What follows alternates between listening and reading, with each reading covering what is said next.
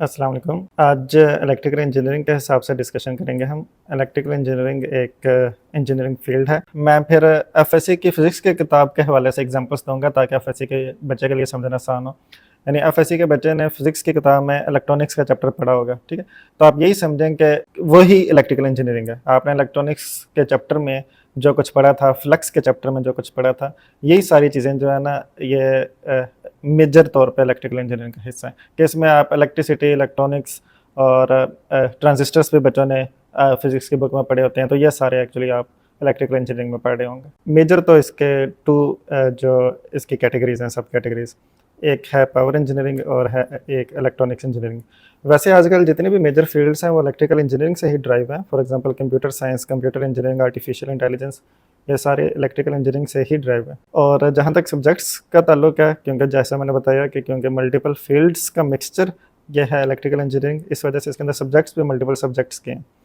यानी कि इसमें प्रोग्रामिंग के सब्जेक्ट्स भी हैं, इसमें इलेक्ट्रॉनिक्स के सब्जेक्ट भी हैं, इसमें पावर इंजीनियरिंग के सब्जेक्ट भी हैं, इसमें मैथमेटिक्स के सब्जेक्ट भी हैं।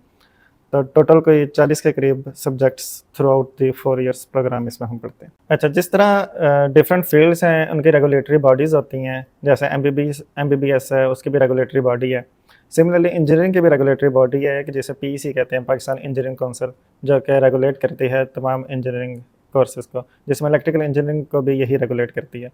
सेकेंडली ये कि इलेक्ट्रिकल इंजीनियरिंग करने के लिए जो प्री रेक्विजिट है वो एक एंट्री टेस्ट देना पड़ता है, जिसे ई कैट कहते हैं। ई कैट टेस्ट को 33 मार्क्स के साथ पास भी करना होता है, ठीक है? यानी कि 400 मार्क्स का टेस्ट है, तो आप एलिजिबल तब होंगे इलेक्ट्रिकल इंजीनियरिंग में अप्लाई करने के लिए जब आप उसमें से 400 में से 33% मार्क्स अचीव कर सकें। 33% ऑफ 400 इतने मार्क्स होने चाहिए, then you would be eligible to apply for electrical engineering. और इसके अलावा फर्स्ट ईयर के मार्क्स, यानी आपके एग्रीगेट कैलकुलेट करने के लिए फर्स्ट ईयर के मार्क्स कैलकुलेट किए जाते हैं, और इसमें मैट्रिक के मार्क्स भी होते हैं। तो इस तरह ये ओवरऑल सारे मार्क्स का मिक्सचर एक आपका एग्रीगेट बनता है। अभी रिसेंटली वैसे रूल चेंज हुआ है। पहले लास्ट ईयर से पहले तक तो ऐसा था कि हर यूनिवर्सिटी अपना एंट्री टेस्ट ले रही थी, लेकिन पिछले साल से रूल चेंज हुआ है कि जितने भी पंजाब के इंस्टीट्यूट्स हैं जिन्होंने इलेक्ट्रिकल इंजीनियरिंग करानी है, वो यूईटी के टेस्ट में अपीयर होंगे वो स्टूडेंट्स, जिसको ई कैट का टेस्ट कहते हैं, और उसमें पास होना भी ज़रूरी है। उसके बाद वो यूनिवर्सिटी चाहे तो उसी बेस पर एडमिशन कर ले, चाहे तो अपना टेस्ट जो है वो कंडक्ट कराना चाहे, उस पर कोई पाबंदी नहीं है, लेकिन यूईटी के टेस्ट में अपीयर होना ज़रूरी है। इसके अलावा यूनिवर्सिटीज़ अपना टेस्ट बाद में कराना चाहें तो वो भी करा सकती हैं, और यूईटी के टेस्ट में पास होना भी ज़रूरी है। हाँ, कुछ यूनिवर्सिटीज़ हैं जो नस्ट है, यानी वो फेडरल में आ जाती हैं, ठीक है? उसका अपना एंट्री टेस्ट होगा। जिकी है गुलाम इसहाक इंस्टीट्यूट, उसका अपना एंट्री टेस्ट है। प्यास है, उसका अपना एंट्री टेस्ट होगा। तो उनके अपने अपने एंट्री टेस्ट हैं जिनको क्लियर करने के बाद इंजीनियरिंग में एडमिशन होता है। लेकिन पंजाब में अगर आप इलेक्ट्रिकल इंजीनियरिंग में दाखिला लेना चाहते हैं तो ये पिछले साल से रूल बना दिया गया है कि उसके लिए आपको यूईटी के एंट्री टेस्ट में अपीयर होना और उसको पास करना ज़रूरी है। इलेक्ट्रिकल इंपॉर्टेंस के लिहाज से ये हमेशा से, पहले तो इनिशियली डिसिप्लिन ही 3 होते थे, इलेक्ट्रिकल, मैकेनिकल और सिविल। अब आफ्टर 2000 जो है, मैंने जिस तरह स्टार्ट में बताया कि इलेक्ट्रिकल की सब कैटेगरीज जो है वो अलग से डिसिप्लिन के तौर पर इमर्ज होना शुरू हो गई हैं, जैसे कि कंप्यूटर इंजीनियरिंग, जो कि एक्चुअली इलेक्ट्रिकल की ही सब फील्ड है। Computer science, artificial intelligence, electronics, ये जितने भी आप नाम सुनते हैं ये इलेक्ट्रिकल की ही सब फील्ड्स हैं, जो कि अब एक अलग से डिसिप्लिन के तौर पे आना शुरू हो गई हैं। इनिशियली ये 3 डिसिप्लिन ही थे, इलेक्ट्रिकल, मैकेनिकल और सिविल, तो हमेशा से यही टॉप पे रहे हैं। कभी इलेक्ट्रिकल टॉप पे है, कभी मैकेनिकल टॉप पे है, कभी सिविल टॉप पे है। बहरहाल टॉप 3 में ये फील्ड रहती ही हैं और इलेक्ट्रिकल टॉप 3 का हिस्सा रहता ही है। इलेक्ट्रिकल इंजीनियरिंग कंप्लीट करने के बाद काफ़ी वैरायटी ऑफ फील्ड्स हैं जिसमें एक जो स्टूडेंट है वो जॉब फाइंड कर सकता है। सबसे पहले तो हम देखते हैं कि वापडा जो है, जिसमें एसडीओज हैं, ये सारे इलेक्ट्रिकल इंजीनियरिंग के बाद ही इनकी रिक्रूटमेंट होती है। सेकेंडली, आप जो भी सरकारी इदारा या जो भी प्राइवेट इदारा पे देख लें, वहाँ पे इलेक्ट्रिकल इंजीनियरिंग की ज़रूरत इस वजह से पेश आती है। आपने भी सुना होगा कि कोई भी इदारा है, चाहे वो सरकारी है या प्राइवेट है, उन्होंने अपना पावर प्लांट भी इवन लगाया होता है, ठीक?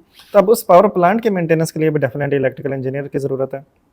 इसके अलावा एसडीओ के अलावा आप किसी भी देख लें जो मैनेजरियल फील्ड्स हैं, फॉर एग्जांपल सीएसएस को देख लें, वहाँ पे भी वैसे मिनिमम रिक्वायरमेंट तो बैचलर्स करना है, लेकिन बहुत से इलेक्ट्रिकल इंजीनियर स्टूडेंट्स जो हैं वो इलेक्ट्रिकल इंजीनियरिंग करने के बाद भी उस फील्ड में जा रहे होते हैं।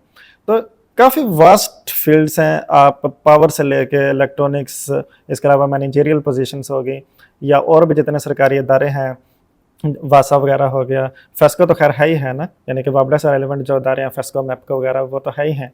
इसके अलावा भी जितने गवर्नमेंट अदारे हैं वहाँ पे इलेक्ट्रिकल इंजीनियर की ज़रूरत होती है, तो वहाँ पे ये सारे जॉब कर सकते हैं। बिल गेट्स से लेके मिस्टर बीन तक ये सारे इलेक्ट्रिकल इंजीनियर ही हैं और मल्टीपल फील्ड्स में ये मौजूद है। आप वापडा अगर पाकिस्तान के एग्जांपल हैं, वापडा में देख लें इलेक्ट्रिकल इंजीनियर्स हैं, वासा में देख लें इलेक्ट्रिकल इंजीनियर्स हैं, सीएसएस में आप कहीं पे देख लें एएसपीज इलेक्ट्रिकल इंजीनियर्स हैं, किसी आप जो डिस्ट्रिक्ट का आप हेड है आप उसको देख लें, वहाँ पे भी इलेक्ट्रिकल इंजीनियर्स हैं। एट द एंड तो एबिलिटी होती है ना, तो उस एबिलिटी के बेस पे अगर आप टेक्निकल देखें तो टेक्निकल ये सारी फील्ड्स हैं जहाँ पे मैंने अभी नाम लिए, इनमें इलेक्ट्रिकल इंजीनियर जा सकते हैं। और अगर आप एबिलिटी की बात करें तो क्योंकि ये एक नेशन की क्रीम होते हैं ये बच्चे, ये बहुत ज़ाहिर सी बात है इतना ईजी नहीं होता एडमिशन लेना, काफ़ी टफ है एडमिशन लेना। तो क्योंकि एक दफ़ा जब एडमिशन हो जाए तो ज़ाहिर सी बात है वो बच्चे सारे काबिल हैं, तो वो अपनी काबिलियत के बेस पे फिर पूरी दुनिया में जो है वो फिर हर फील्ड में मौजूद है। जहाँ तक सैलरी का ताल्लुक है ये वेरी करती है, क्योंकि पाकिस्तान में कोई एक रूल नहीं है कि इतनी कम से कम सैलरी होनी चाहिए। गवर्नमेंट में तो चले कह लें, गवर्नमेंट इंस्टीट्यूट्स में रूल है तो वहाँ पे स्टार्टिंग सैलरी अगर 17 स्केल में कोई किसी की हायरिंग होती है तो वो 50-60,000 उसकी पे होती है इनिशियल। और प्राइवेट सेक्टर में ये बहुत ज़्यादा वेरी करती है। अगर आप मल्टीनेशनल इंस्टीट्यूट में जैसे नेस्ले में हैं या पैकेजेस में हैं, पेल में हैं, इस तरह के कोई मल्टीनेशनल इंस्टीट्यूट्स में आप हैं तो वहाँ पे ये निस्बतन ज़्यादा होती है। लेकिन अगर आप किसी ऐसे प्राइवेट सेक्टर में हैं जो कि बहुत लिमिटेड है किसी एक सिटी में, तो वहाँ पे ये कम भी हो सकती है। लेकिन खैर अगर कम भी हो तो ये बेस करता है स्किल के बेस पे। जब आप 2-3-4 साल बाद एक स्किल सीख लें तो उसके बाद डेफिनेटली जंप लगते हैं सैलरी में। और मतलब आई डोंट थिंक सो कि 4-5 सालों के बाद किसी के कोई लाख 1.5 लाख से वो कम कमा रहा होगा। अगर वो वाकई मेहनती है और उसने स्किल्स हासिल की हैं तो definitely he would be earning more. और लास्टली ये कि सिर्फ सैलरी ही या फाइनेंशियल बेनिफिट्स ही लाइफ में ज़रूरी नहीं है, एक अच्छा सिटीज़न बनना ये भी लाइफ में बहुत ज़रूरी है। यानी हम सब, जिसमें मैं भी शामिल हूँ, हम रोज़ देखते हैं कि अगर हम बाहर जाएँ, इवन अपने घर से बाहर निकल कर रोड पे जाएँ तो हम सब ये जानते हैं कि ट्रैफिक सिग्नल्स को फॉलो करना चाहिए, ट्रैफिक रूल्स को फॉलो करना चाहिए। लेकिन ये कि अनफॉर्चुनेटली लोग नहीं कर रहे होते, तो ये बहुत ज़रूरी है। यानी कि एक तरबियत, एक अच्छा सिटीज़न बनना जो कि एट द एंड पाकिस्तान की खिदमत कर सके, अपने घर वालों का अपना नाम रोशन कर सके, ये बहुत ज़रूरी है।